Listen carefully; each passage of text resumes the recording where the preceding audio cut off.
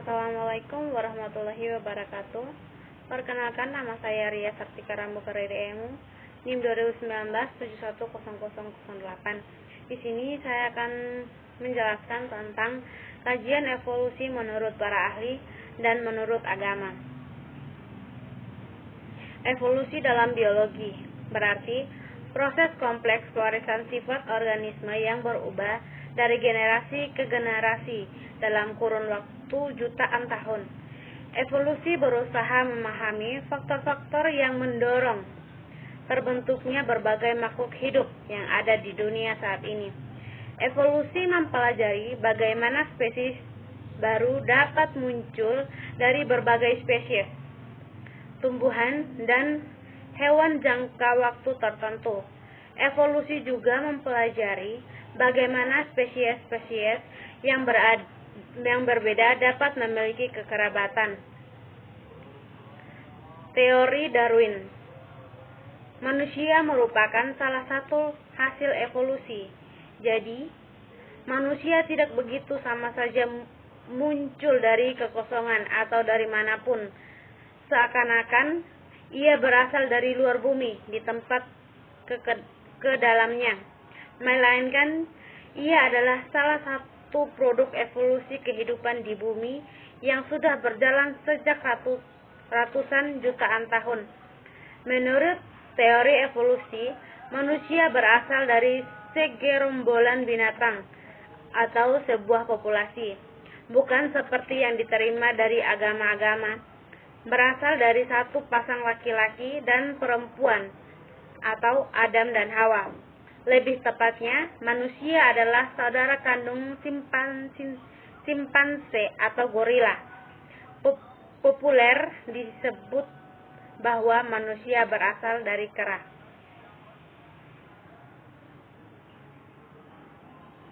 Menurut teori Lamarck berpendapat bahwa makhluk hidup sekarang merupakan makhluk hidup yang pada zaman dahulu dapat berpartisipasi terhadap lingkungan.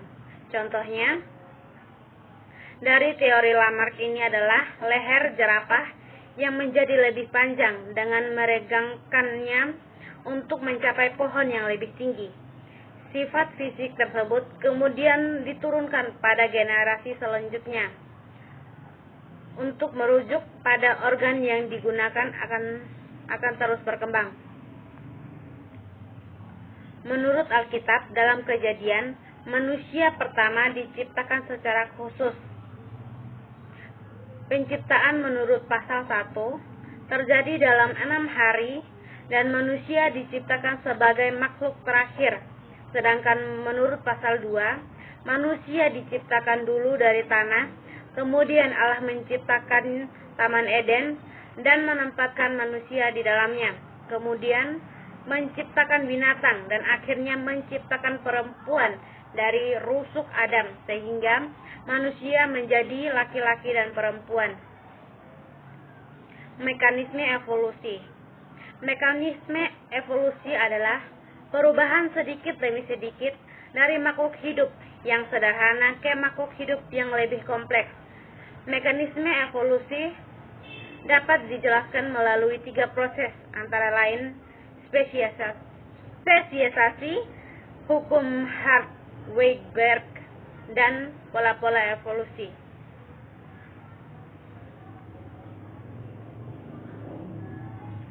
Yang pertama, spesiesasi merupakan proses pembentukan spesies baru. Menurut Ernst Mayr, individu dikatakan suatu spesies apabila mampu melakukan perkawinan dan menghasilkan keturunan yang fertil atau subur.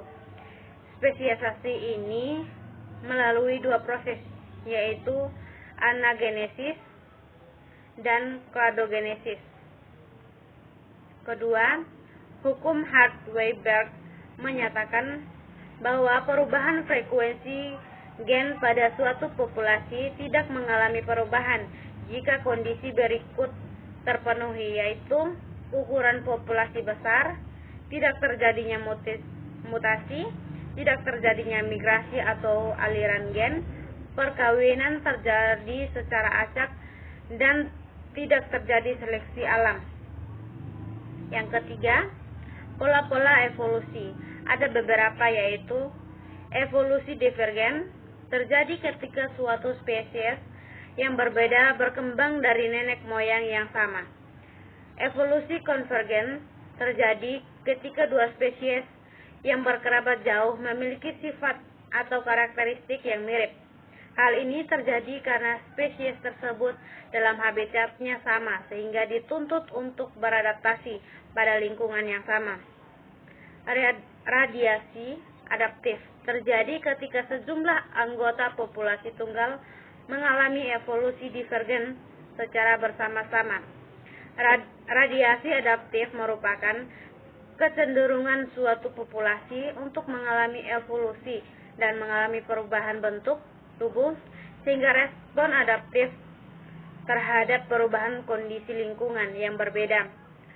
Koevolusi terjadi ketika dua spesies sama melakukan evolusi dan saling mempengaruhi satu sama lain.